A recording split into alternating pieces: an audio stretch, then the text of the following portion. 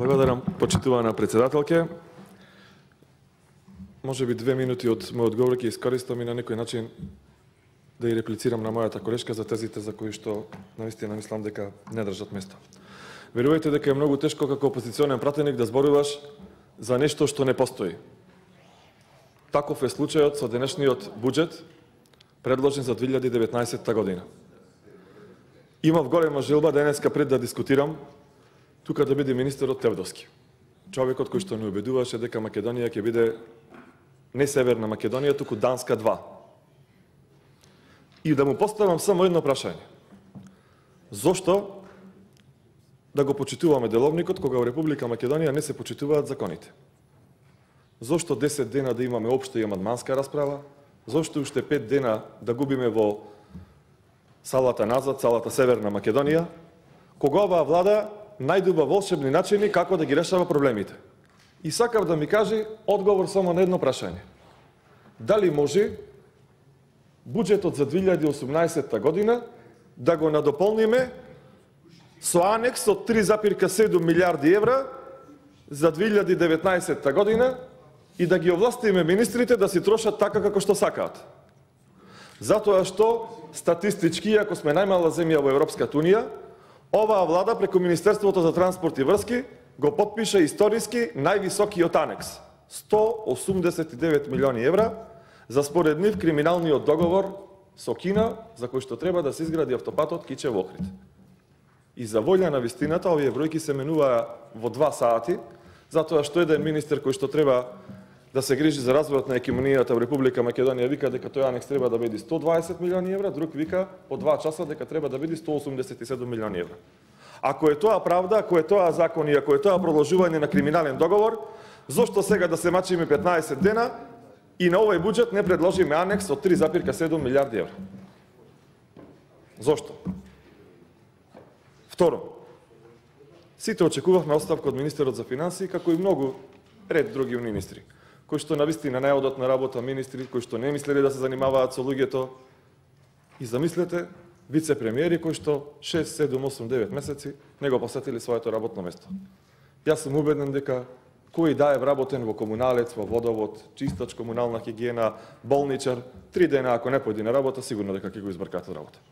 Само во Република Македонија министрите и вице-премиерите можат да не одат на работа по 6, 7, 8 и 9 месеци.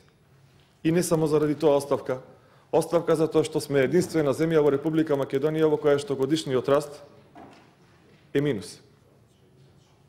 Некне ни беше срам, како координатори или председатели на некоја комисија заменици, да присуствуваме на излагањето од Светска банка. Верувајте, страмно. Зашто што оваа земја ветуваше дека ќе има 5% GDP, а од 2 дали ќе стаса до 2. Со овој развој, со оваква влада, ќе сме ја стасале, замислете, Европската Унија, дури по 70 години, ако таа стагнира. А ако биле добри, како што ветуваа со 5%, тогаш за 28 години сме можеле барем малку да личиме на некоја земја од Европската Унија, која што важи за малку понормална економија. Сакав да биде тука министерот и да го прашам зошто не си дал оставка, бидејќи во Република Македонија нема ниту едно ново работно место. Во Република Македонија нема ниту една нова технолошко-индустријска развојна зона. Во Република Македонија нема ниту еден нов странски инвеститор, освен сендвичарата во Капитол Мол, која што 5 дена работи, 7 дена не работи. И на отворањето на таа сендвичара имаше 13 министри. Каде се новите работни места? Каде се тие 600.000 луѓе од Македонија кои што ќе се вратеа со новиот живот да инвестираат во својата татковина? Денес и да сакаат да се вратат тие по авионски пат не можат. Затоа што благодарение на Министерството за транспорт и врски и оние ефтини линии кои што беа субвенционирани од владата, денеска се укинати. Нашинците кои ги користеа тие линии до Лондон, до Барселона, а како што оди работава и до сите оние дестинации за кои што владата на ВМРО-ДПМН не успеа да воведе ефтини летови, веќе се укинуваат. Нашинците не можат да се враќаат по воздушен пат ефтино. По копнен пат да не изборуваме. Зошто? Затоа што ниту еден километар асфалт не се изгради за 2 години. А ветуваа 600 километри автопати, 550 километри магистрални патишта и 1000 километри локални патишта. Многу би сакал некој од колегиве да ми каже дали 1.000 од ова е реализирана. Да ми каже кај има километар автопат, кај има 5 километри магистрален пат, 1000 километри локални патишта. Ама тие знаат да го подржат анексот од 189 милиони евра. Замислете, 189 милиони евра. Со анекс за патот, така наречен 9 клучки, со кој што на 43 километри ќе направат 9 клучки за во секое село да може да се има приклучок и исклучок. Тоа била грешната траса. И добро, ако сте одлучили, направете ги. Ама немојте со анекс. Дајте да го понудиме тој проект на пазарот на трудот пред градежните компании и да видиме, може би ќе бидат 129 милиони евра или само 120, како што кажа Кочо Анджушев. Како ја извадовте бројкава со анекс 189 милиони евра? Па ова да го направеше ВМРО, мислам дека 5 души ќе се врзеа над столбовите од започнатиот автопат и ќе се само разнесеа. И за уште една друга причина ќе го направеа тоа. Бидејќи Македонија секојдневно се задолжува. Вчера 21,8 милиони евра, некни 50, 70. Не знам до нова година, сигурно ще 300 милиони евра ќе се задолжиме. И ворете, задолжувајте се. Иако секојдневно не критикувавте зошто Македонија во времето на ВМРО-ДПМН не се задолжувала, ама само 1/3 од ова вие што го правите. Ама дајте да видиме кај одат тие пари. Што е подобрено? Дали пензионерите живеат подобро? Зедовте 30 милиони евра вчера, дајте да видиме дали се повисоки пензиите. Зедовте некни 50 милиони евра, дајте да видиме дали докторите, специјалистите земаат 100.000 денари плата како што ветивте. Зедовте претходно 17 милиони евра, дајте да видиме дали се изгради театар во Прилеп. Дали се изгради театар во Штип. Каде одат парите со кои што се задолжувате? Тоа е основното прашање. Зошто Македонија е земја на страмот во однос на капиталните инвестиции? Знаете што значи 23% реализација на капитални инвестиции? Сигурно знаете, ама тоа е последица на нешто друго. Затоа што вашите министри не одат на работа, не се занимаваат со луѓето. Нив не ги интересира дали за јаболката биле 0,5 денари, 0,2 денари, 0,3 денари, дали оризот се откупувал по ветените 40 или по 20 денари. Ама не е проблем. Можеме да шетаме сакаде во светот. И не смееме да ги смениме на крајот министрите, не смее лошо да се речи за нив, иако не оделе на работа. Се е како што треба. Каде е повратокот на ДДВ-та? 15% ДДВ требаше секој да добија на крајот на годината за да собери 30.000 денари, тој и неговиот брачен другар 60.000 денари, да можеле нормално тие луѓе, како што рече премиерот Заев, да оделе на летување или на зимување. Вие хипотетички ја оштетивте секоја фамилија во Република Македонија за овие 2 години за 2.000 евра. Затоа што не го реализиравте вашето ветување. Каде е повратокот на ДДВ? Многу граѓани поверуваа на тоа. Многу граѓани поверуваа на тоа. Но, сепак, следуваат и нови избори и граѓаните ќе го ценат тоа што сте го ветиле и тоа што сте го реализирале. За волја на вистината и за жал на сите, значи овдека нема врска ниту партија, ниту вера, ниту нација, ништо. Во оваа држава не се случува ништо. Во оваа држава нема локална самоуправа која што функционира. Оваа држава е синоним само за лоши работи. Први сме во се, ама што не треба. Први сме во загадување, први сме во негативен раст на економијата, први сме во одлив на доктори во странство, затоа што немаат 100.000 денари плата како што им беше ветено, први сме во нереформи во образованието, први сме што воведовме игра учениците да си ги фрлаат со учениците од втори спрата тоа да бидело забавна игра, прва земја сме во Европа каде што студентите немаат топла вода по 28 дена. Во ниту еден добар параметар не сме први во Европа.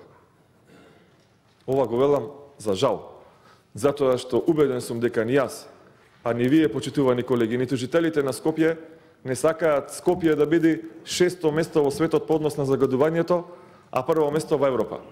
Колку јавни расправи претходните колеги правеа заменик министерот Макрадули за загадувањето дека ќе се решило за 2 дена, 3 дена, 5 дена. Сега ги нема. Ги нема и активистите кои што наветуваат дека во Република Македонија се ќе се базира на квалитетот и на пазарот на трудот. Денеска единствен критериум, како што гледаме по телевизија, е да се вработиш ако имаш партиска книжка. Гледаме. Алфа телевизија 3 дена сурет има прилози како членовите на Социјалдемократскиот сојуз во кисела вода се вработувале. А ветувавме дека нема да биде така. Да ве потсетам на уште едно ветување. Како ќе го решеа загадувањето? Со некакви специјални мерки, иако ние тврдевме кога бевме позиција дека тоа е проблем кој што не се решава ни за 5 месеци, ни за 10 месеци, ни за година. Туку треба континуирани наменски мерки кои што ќе го решат тој проблем. Ама нашите колеги, сега заменици министри, велеа победуваме и одма вториот ден чистило. Се ќе биде како што треба. И еве сега го најдоа начинот како да го решат проблемот. Од овој буџет за 2019 година, кој што според мене треба да се нарече, како што ви реков, анекс буџет, бидејќи така почна да функционира во Република Македонија со анекси од 200 милиони евра, тие предвидоа 1,5 милион евра да се реши загадувањето во Прилеп, во Скопје, во Битола, кое што го појачаја со 3 скапани автобуси од 45-та година, наменети за децата да ги превезуваат во сите училишта, и воведија мерка со изделени средства од 1,5 милион евра да се реши загадувањето. Со 1,5 милион евра. Само толку. За лубриканти 1,650,000 евра. Ке го решаваме загадувањето или нешто друго? Која е целта? Еве нова теза. Колега, 48 нови пасати се набавени пред 3 месеци. 48 нови пасати, 2000 кубици, предпоставувам преквалитетни, дека ниту еден од нив не е помалку од 30,000 евра. Ама вие ветувавте дека нема да трошите пари за набавка на нови возила. Зошто ако сте толку коректни, нели министрите ќе одеа пешки, качате ги во тие автобусите смрдени на Битола што ми ги дадовте и нека одат на работа со нив. Зошто да одат во нови пасати од 30,000 евра? 48. И ние рековме дека тука ќе прекрати лудилото. И го отвараме буџетот за 2019 година и гледаме 7 милиони евра за набавка на нови возила плюс и мебел. А за загадувањето само 1,5 милион евра. Многу е лесно да зборуваш ако си опозиција и да ветуваш. Ама тешко е да му се ополиш на луѓето во очи кога ќе бидеш на власт.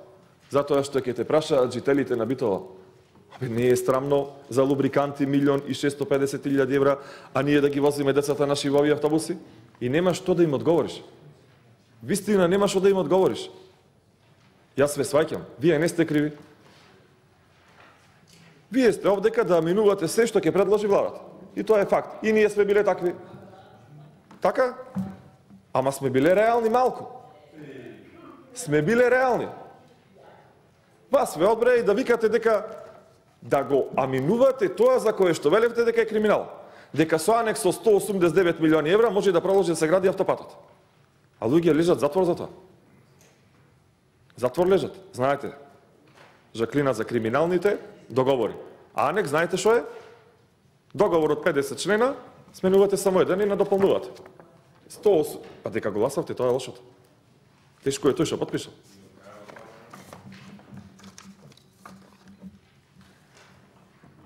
Да знаат земјоделците. Ако во времето на владењето на ВМРО ДПМН нашата власт подели 1 милиард евра за субвенции, еве дојде и за нив Black Friday во земјоделието. Се намалуваат субвенциите. Ако ние стасавме до една рамка од 170 милиони евра, сега 130 милиони евра. Се намалуваат ставките во културата. И заборавете на реконструкција на старата чаршија во Прилеп, во Битола. Нема повеќе тоа. Сега парите одат на друго место. Заборавете ветен театар во Прилеп. Не бива тоа. Ветено во програми и на градоначалникот, и на Социјалдемократскиот сојуз на парламентарните избори. Ништо од тоа. Рудниците ќе продолжат да се градат, знаете, оние рудниците на смртта за кои што штрекувавте и правевте референдуми. Дека биле... Колешке Милевка, верувај дека нема што да пофалам. Можам само да ве пофалам дека како влада имате вкус кога ги бирате новите автомобили. Вистина, Пасат од 30.000 евра е нешто добро што секој би посакал да го има и да се вози. Би ве пофалил бидејќи сте единствена влада во Европа во која што министрите на поручек одат со хеликоптер. Еве ви уште една пофалба. Одлична работа. Ем се намалува загадувањето, не се прави гужва во сообраќајот, ем побрзо се стасува до јадењето. За тоа сте супер. Не можам да ве пофалам во образованието. Како да ве пофалам? 2 години шајка се нема ставена во студентски дом. 2 години цигла на нова спортска сала во Република Македонија се нема поставена. Како? Каде се платите за докторите? Каде се платите за наставниците?